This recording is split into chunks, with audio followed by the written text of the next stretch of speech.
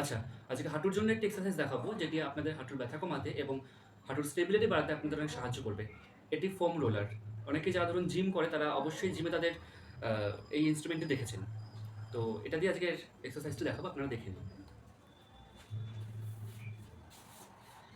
Normal পজিশনে এসে একদম হাঁটুর জয়েন্টের তলায় ফোম রোলারটি রেখে অপোজিট পাটি এরকম বেন্ড করে দুপাতেই অবশ্যই করবেন। করে